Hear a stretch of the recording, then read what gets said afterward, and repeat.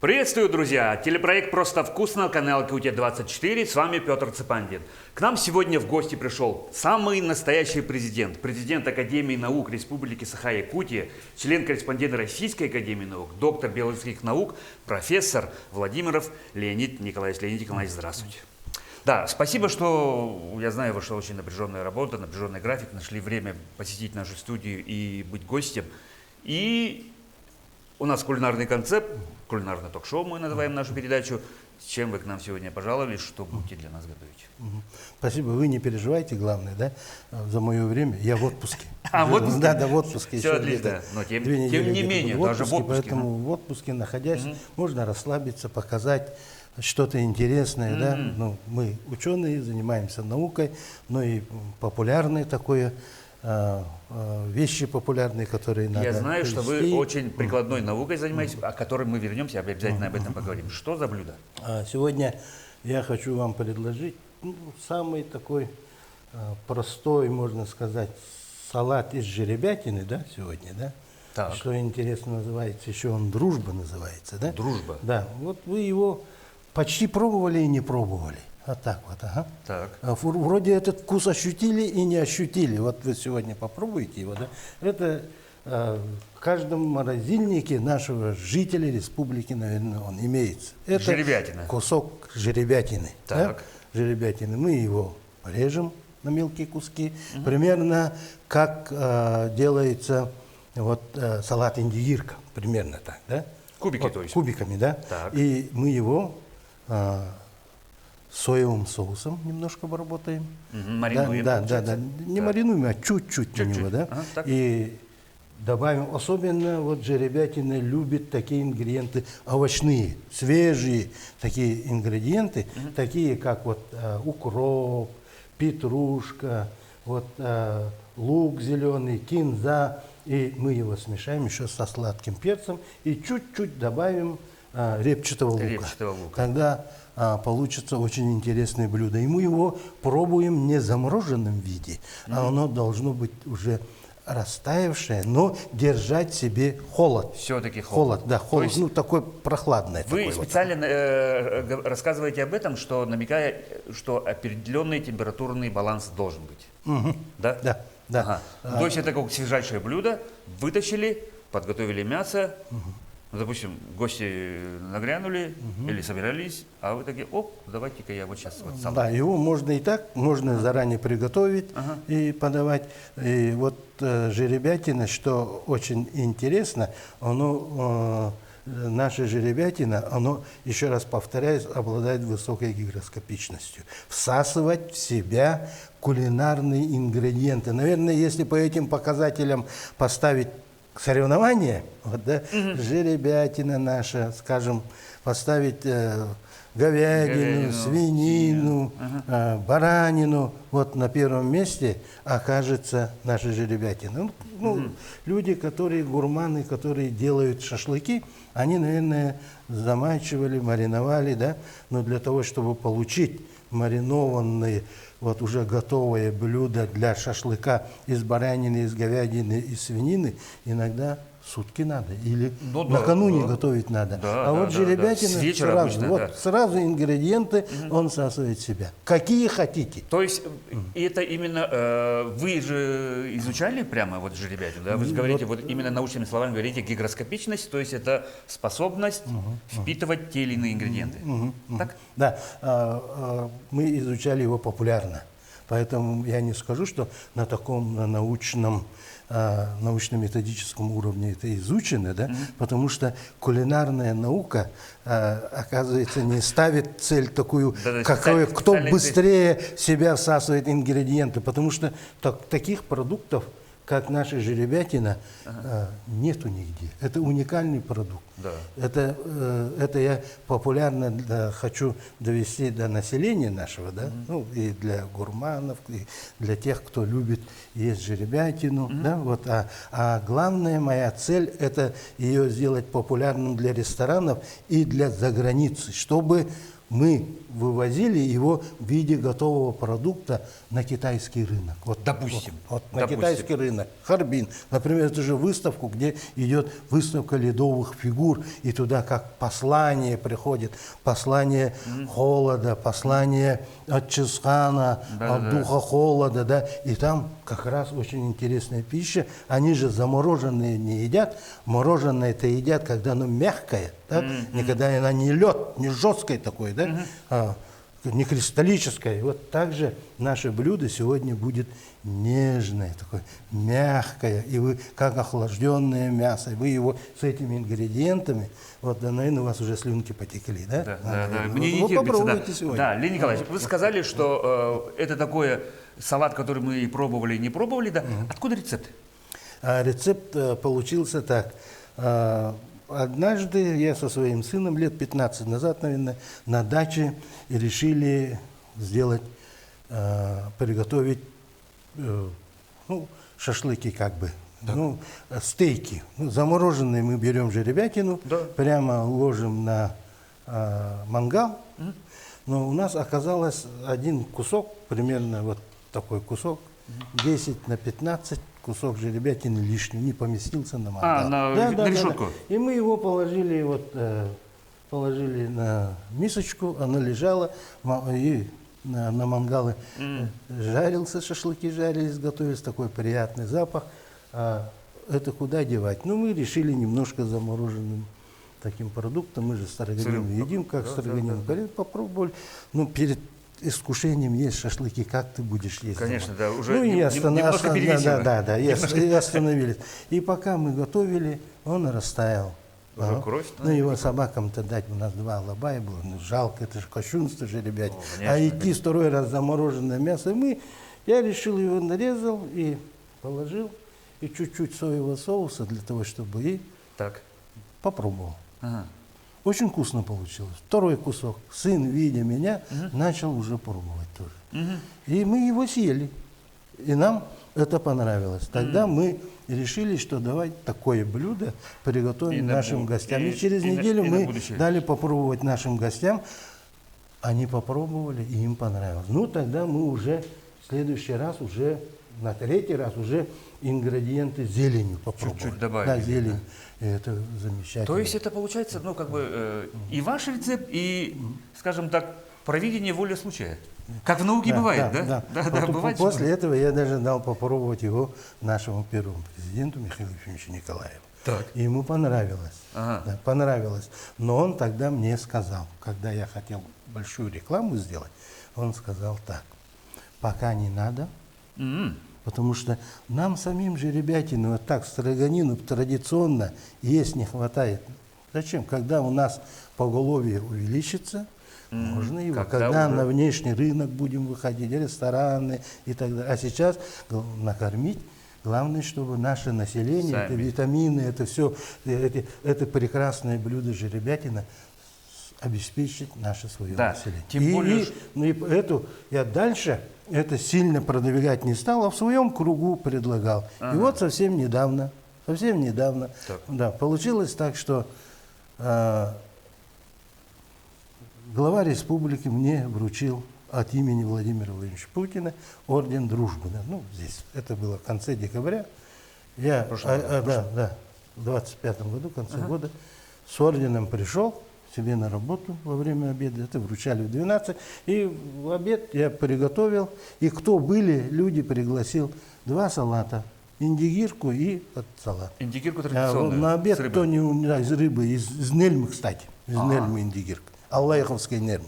Нельмы. 2 блюда. Шикарно. Приготовил, поставил, пригласил, кто на обед не ушел. Знак того, чтобы они работают даже во время обеда. Как, скажем так, выставились награды. И наши поели.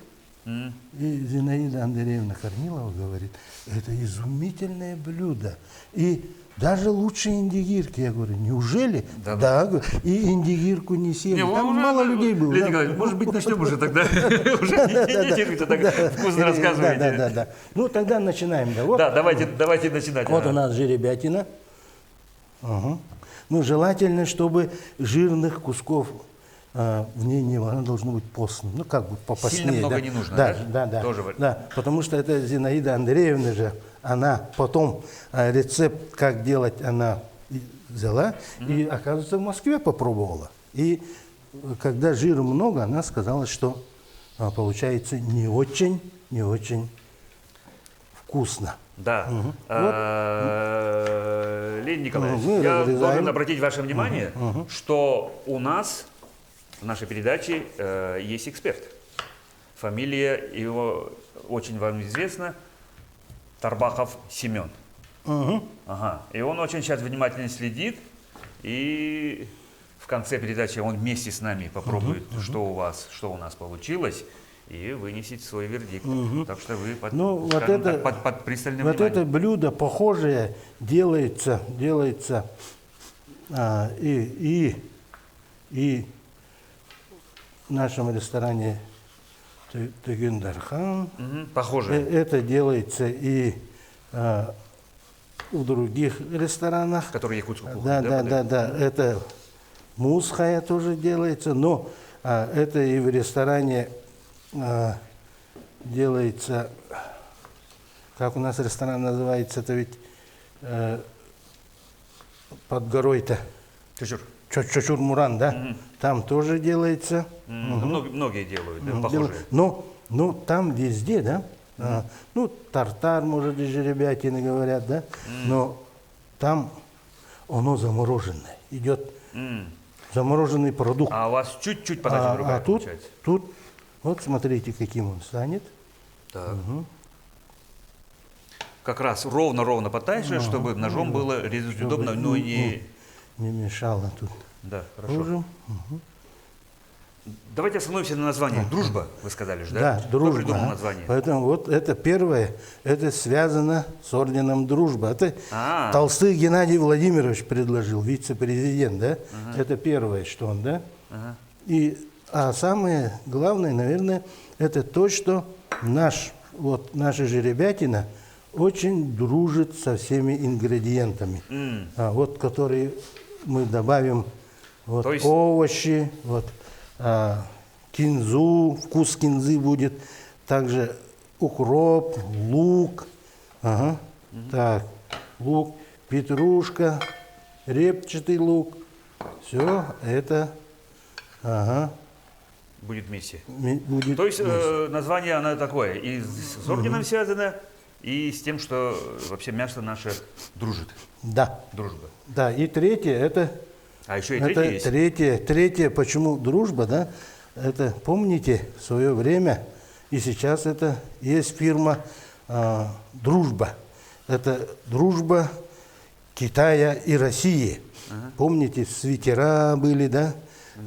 Эти были термоса, и сейчас есть дружба Китая и России. Поэтому вот 3 источника, благодаря которому этот салат получил это название.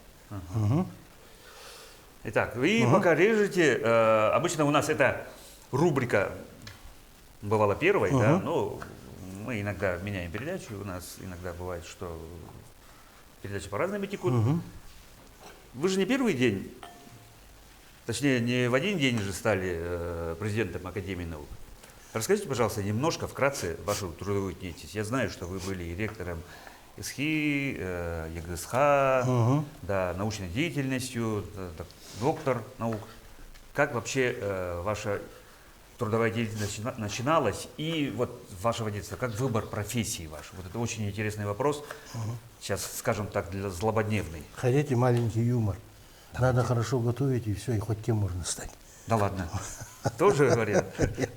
Это, конечно, юмор, шутка. А так, конечно, занятие, это долгий путь. Конечно, прежде всего, это образование, школа, это аспирантура, это докторантура, все комплексы. Вот я положил укроп, сейчас вот это у меня идет петрушка. А его не надо жалеть, побольше, потому что организм человека сейчас очень любит.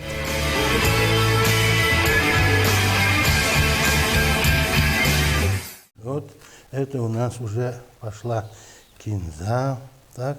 Так, у нас получается тогда лук зеленый, но особенно зеленый лук. 4 вида зелени. Очень хорошо был бы, если наш наш лук бы, понимаете? Ну, его помельче надо резать, да? Помельче.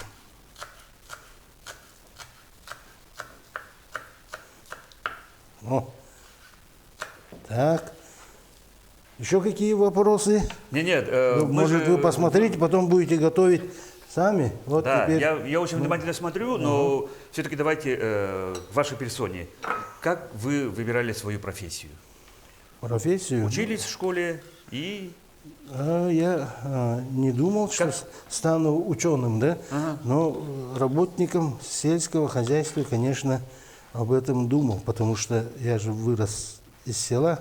Отец был трактористом, мать была агрономом и ветеринаром была, поэтому раньше же зимой, то есть летом работали в поле агронома, а в зимнее время уже в хатоне, на ферме, и это связано в колхозной ферме, значит, востребован ветеринарный специалист, поэтому у меня мама имела 2 техникумских образования, сельхозтехникум заканчивала дважды. Вот. И это, конечно, тоже повлияло, и поэтому я после армии поступил на сельскохозяйственный факультет. Но о науке не думал, но на 3-м курсе Курилюк Александр Данилович, такой у нас доцент был, он преподавал оленеводство. На лекции по оленеводству с основами овцеводства и верблюдоводства он рассказал о том, что у нас есть зачатки овцеводства. Это «Газпром» и так далее. Здесь у нас разводит овец, да? Но раньше колхозы пробовали разводить овец, но это не дало развития, потому что овцы у нас не адаптировались. Климатические условия не подошли. А мы ходили в телогрейках, ватниках, холодно было, хотели из овчины шубы хотели, куртки, вот летные куртки, у летчиков были куртки, да, у военных были полушубки, вот такие хотели, и хотели очень тепло одеться, да, и вот это, да, меня настроило на то, что я задал вопрос. А вот Александр Данилович, говорю ему во время лекции, да, когда он сказал, есть вопросы? Да, есть. А вот у нас горный баран Чубуку, это овца, к овце относится или нет? Баран, да. А он сказал, да, баран. Относится, да. А почему мы его не используем для селекции? А он сказал, такая задача поставлена. ЦК партии Советского Союза, да, Компартия поставила такую задачу. Обком партии занимается, наука занимается, но пока результатов нету. И тогда у меня шальная мысль такая, а вот у меня получится. Понимаете, романтическая такая вот это возникла. Я когда сидел потом в библиотеке Пушкина, учил диамат, истмат, а там же ведь трудно. Это классики марксизма, ленинизма, Ленина, Маркса, Энгельса. Но надо. Да, надо. Советское время. Но засыпаешь, понимаешь, засыпаешь, на сон тянет, да? Но это зубрить надо же. Скучно. История КПСС, все эти съезды, 26 съездов, всех, все, тоже, это же трудно. И студент засыпает. И я тогда заказывал про работы в Канаде, там, как проводят эту гибридизацию, какие результаты вот, по горному барану Чубуку. У них тоже свои горные бараны были, да? Да. И они селекционную какую работу, как используют. Да? Бараны, да. И когда про эту работу я читал, да, у меня как-то сон проходил. После этого я реферировал и что делал, да? Сон проходил, затем за диамат, за исмат брался. Свою как бы то есть, марксистско-ленинскую философию. У вас глаза горели, получается. Да. Тогда я тоже понял, что наука меня интересует. Сделал реферат, принес Александру Даниловичу Курилюку. Тогда он мне сказал, а ты поинтересуйся, есть такой ученый Юн, этнический кореец, да? Он Якутском научно-исследовательском институте работал, его работы посмотри, может, он и получил семя горного барана Чубуку нашего, да, может. Вот посмотри. И, ну, я поискал работы его, но публикаций ничего такого не нашел. Но когда уже потом, да, но я уже тогда подумал, что надо, наверное, заняться наукой. Подумал, ну, потом уже я закончил с красным дипломом, да, наш сельхозфакультет, Так. и тогда мне предложили в аспирантуру. Но целевого места и такого не было, я определиться не мог. Или на физиологию пойти, или по животноводству пойти. И в конечном итоге поехал работать в совхоз. Совхоз, главным зоотехником совхоза, поработал там. А теперь самое вот интересное, да, мы соль не будем сюда, да? Вообще? Ну, желательно не будем, потому ну, что здесь у нас соевый сам да, по себе есть соленый. соленый, а то мы можем пересолить, а потом вы посмотрите, а вот черный перец нужен, черный перец нужен. Черный перец нужен. Он никогда не помешает, он такую остроту не даст, а немножко вот. Так. Так. А это можете вот сюда стряхнуть. Ага. Ой, это уже. Так, теперь мы его открываем. Аккуратно. Аккуратно. Вы так. Так. Вот. И пошел соевый Да, соус. да. Не так Чуть-чуть, много его, видимо, да? Да, А вы вот, так- всё. да. Много не надо. Если мы много, то у него тоже Перебьет. свой сок выходит. Перебьет, да. Вот. Видите? Он почти уже готов. Вот уже он уже как бы вроде растаял, да? Вот, да? Вот, ага. Но не до конца. Должно быть холодным, вы же говорили. Но- Ключевое. Нет, но оно прохладное, холодное, не должно быть таким теплым совсем, Да, да? да, да, но, да, да. но может быть и когда даже пройдет 10 минут, 15 минут, да, он сохраняет свои вкусовые качества, все равно сохраняет. И можно его есть. Вот он уже практически готов. Да. Мы, как говорится, довольно быстро, не спеша, все справились. Базовое такое вот сырье кулинарное, да, Да. вокруг которого все должно формироваться, наша жеребятина. Тогда потребность жеребятины вырастет.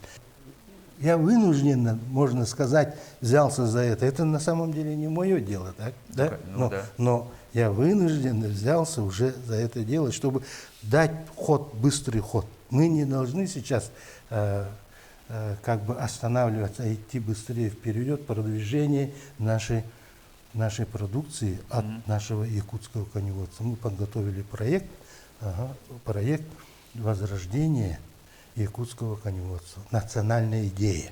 Вот. Национальная. Конечно, ЭСЭХ хорошо, да? ЭСЭХ хорошо. Мы там почитаем Джагагайанитын, да? Почитаем, ЭСЭХ делаем, да? И жеребятину кушаем, да? Мы кумыс пьем. А вот в республике не готовим коневода. Ни в ВУЗе, ни в техникуме, нигде. КЛГЭТ. Да, с ЛГЭТ. КЛГЭТ, да. Мы говорим, что культурное наследие развиваем, да? А оно же ведь на материальном наследии все это тоже возникло. думаю, да. Поэтому вот фундамент, основа, хотите как, культуры, благополучия, языка, всего это у нас якутское коневодство. Вокруг него, конечно, у эвенков оленеводство. Конечно, да. Да. И потом уже скотоводство, охотпромысел, рыболовство. И это пространственное развитие коневодства наших арктических территорий. И вот это блюдо, знаковое блюдо, оно должно быть украшать каждый стол. Тем более Да, оно да. есть у всех и доступно. Да. И особенно в ресторанах. Любой гость, который приехал в Якутию, салат «Дружба» не попробовал, он не был в Якутске. Ну, А то то есть, как бы- все индигирку говорят, да? Да, да, А да. когда вот эту попробуй, а индигирки-то много не сделаешь. Это же ведь этого продукта, да, нельмы мало. Ну да. Его невозможно все рестораны обеспечить. И он очень дорого. А вот в цене она должна подняться. Подняться в цене вот так, стоимость жеребятины должно быть, да, Ну да. подняться. Особенно на экспорт. Да, Раз уж мы да, упомянули о наших друзьях-китайцах. подняться, ценой она должна сравниться с нельмой. А может и выше. Возможно, даже так. Вот, потому что больше блюд можно готовить из него, из жеребятины. Абсолютно много блюд.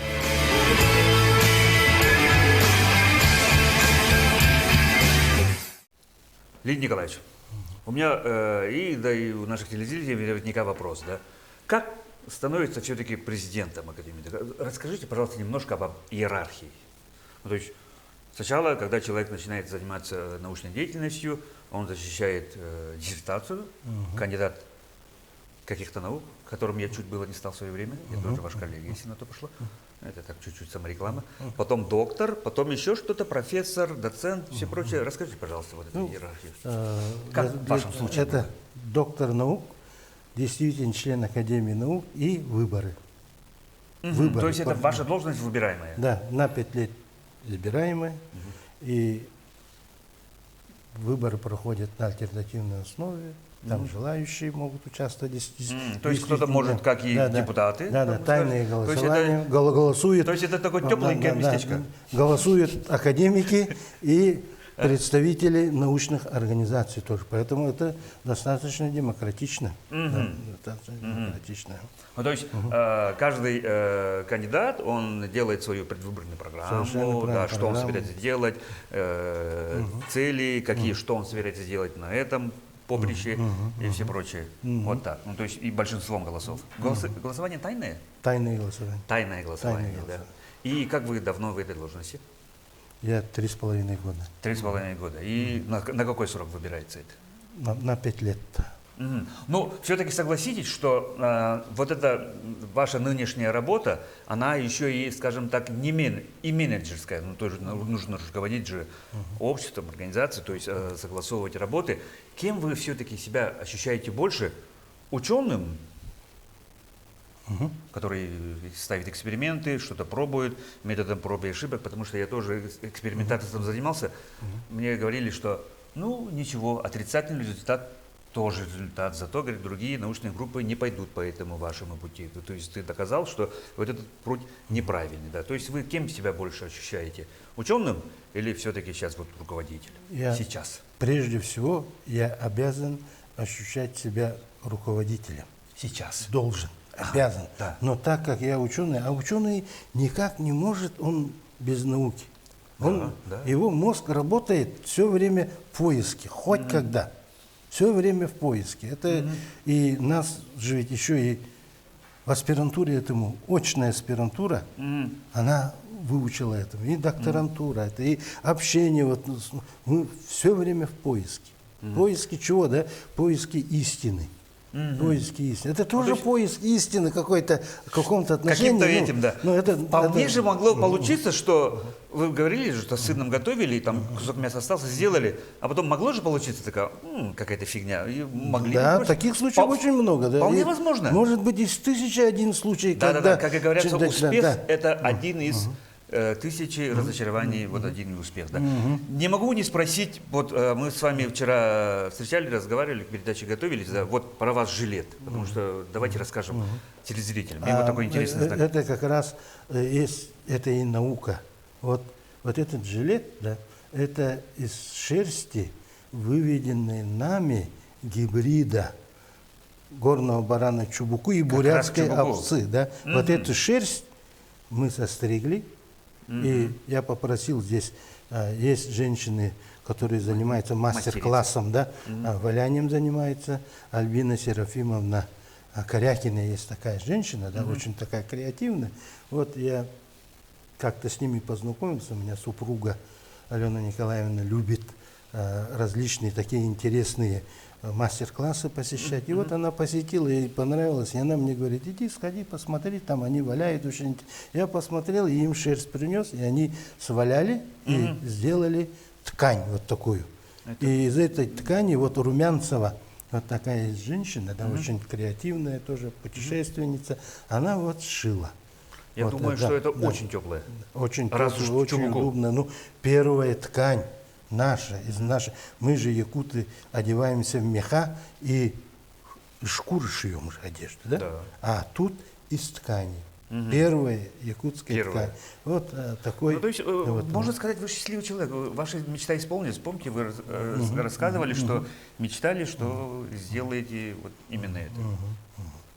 Цель достигнута. Да, и вот здесь эмблема, да? Да, я вот про эмблему вот тоже, да, расскажите, пожалуйста. Эту эмблему мы с дочерью Дианой, у меня дочь маленькая, есть 9 лет, мы с ней вот эту эмблему из пластилина давайте вот, кстати, вылепили, да, да? да, крупно Здесь, давайте здесь покажем. вот Снежинка. это снежинка, это символ холода. А вот это получение, да, из энергии холода, вот смотрите, да, это зародыш, росток, жизнь. Развитие пошло. Да, это девиз мой работы, работая в Академии наук, вот этот девиз. Вот под этой эгидой я сейчас работаю. В нашей Академии. Запатентовали уже это? Нет, не патентовал. Еще нет? Не патентовал. Ну, как сказать, вот эта вот работа, да, ученого, работа руководить академией, да, все равно перед людьми надо ставить задачу, цель. Да. Вот тогда люди Направлять. постараться. Вот в нашей Конституции Республики Саха-Якутия там четко написано, что академия – это высшая научная организация, координирующая, управляющая, да, именно, да, вот, управляющая, руководящая наукой, научным учреждением и высшим образованием. Значит, это и финансирование идет через нас. Академия наук есть 5 объединенных ученых советов, президиум. И все, что мы там решаем, это достояние народа. Идет, это прямо транслируется все в открытом. И каждая копейка, каждый рубль, направляющий на науку. Вот. И чем больше мы будем влаживаться в науку, тем развитие будет. Это развитие, Само собой. новое наше ЖКХ, новая наша кухня должна быть. Это я в самом конце еще я подведу, да? Подведу этот Да, вопрос. это Поэтому холод – это наше богатство. Да. Самое главное богатство – это холод. Что не парадоксально, это не проклятие наше, а наше счастье. Если так поставить, да, вопрос, да? Вот, вот соболь, он же кусает. Вроде он вредный, он плохой. А шкура его Сейчас дорогущая. дорогущая. Видите? Вот, Сало. поэтому также холоду надо. Холод может кусаться, а если холод его использовать, Управлять это и правильно. талая вода, это энергия, но она скрытая. Туризм Вот тот наша, же, да? да, туризм, вот это Экотуризм вот сейчас, кухня. да. Сейчас кулинарный туризм в Вот, том да, числе да, мы да, можем, да, да. да. Да. И раз уж мы все-таки заговорили о нашем главном действии, нам намекают, что наше эфирное время, к сожалению, заканчивается. Мы зовем, наконец, нашего эксперта. Семен, пожалуйста, Семен Тарбахов. Познакомься, Леонид Николаевич, Семен Тарбахов. Здравствуйте. Привет, Семен. Да, я за вами наблюдал, мне было очень интересно. Ты за нами наблюдал? Так. Ты следил за нами? Да, и я вот просмотрел то, что все-таки наша жеребятина, она же уникальный продукт. Я полностью с этим согласен. С научной стороны я тут вообще спорить не могу, как говорится, да? Да. Да, и то, что она даже вот в сыром виде подается, без тепловой обработки, у нас есть обработка холодом, да? Да. Типичная. Наша жеребятина, она же славится тем, что мы ее употребляем в сыром виде. И так, и так. Да. И никаких последствий, как говорится, нет. И с этим салатом, и тем более с этим спектром овощей, зелени, я думаю, это очень хорошо усваиваемо будет именно для народа Саха, потому что это биологически с нами заходит. И биологически мы его хорошо, как говорится, усваиваем. А с этим спектром наших, как говорится, овощей, и тем более, если у нас в будущем пойдет развитие, как вот Саюри говорили, да? Да-да-да. Зелени, также других там овощей, других, может, даже каких-то дикоросов. Вот это очень интересная история получается. Я полностью, в принципе, с этим согласен. Что ж, друзья, Да, самый лучший момент передачи. Пробовать. давайте. И то, что вот тут... Вы берите мясо. Да. О, с мясом. Первое, что я скажу сразу, очень хороший вид. Ну вот, у меня почему-то в мозгу сидит, если разноцветное, цвет светофора, все цвета присутствуют, это должно быть очень полезно, тем более сейчас мы, многие говорим, у нас чуть ли не на зубах застряло ПП, правильное питание, правильное распределение гармоничное белков, жиров, углеводов, тут, мне кажется, вообще. Вот, видите, А что до вкуса, Леонид Николаевич? Растаял живот, да? Вот ни в одном ресторане так не подается жеребятина. Оно подается в замороженном виде. И вот в этом соль, и когда она тает, да, она в себе ингредиенты впитывает. Ингредиенты. Быстренько патентуйте. Как, Семен? По мне вообще супер. Мне вот нравится обилие зелени, очень свежо. Но многие может насторожаться то, что там добавляется. Кинза, например, да? Не все любят кинзу. Да, Да. ее не чувствуется почти. Сырой лук. Многие же не любят. Относятся луком будет пахнуть. Да. Вообще ничего. Можно варьировать, менять. Не, а я Ну, все свой- ингредиенты вам дал, да, а так оно, я его ем, да, вообще даже иногда без зелени. Просто я его заготавливаю, его, да, он у меня отдельно, да, все ингредиенты отдельно. Кто сам замораживает все это? И в замороженном виде, даже вот в упаковке, людям мы дарим, вот в упаковке нарезано, здесь кинза, здесь укроп, все замороженный лук, здесь перец, соль, и как шоколадку, и с надписью «держать в холоде». Вот Да. так. И Там кто хочет. то, что не добавляется масло, это очень, ну, со стороны диетологии очень хорошо. Да, жирности Вообще. меньше. Отличный салат. Надо сказать нашим телезрителям, если что-то хотите необычное, полезное, легкое, возьмите себе на заметку. как говорится. Да.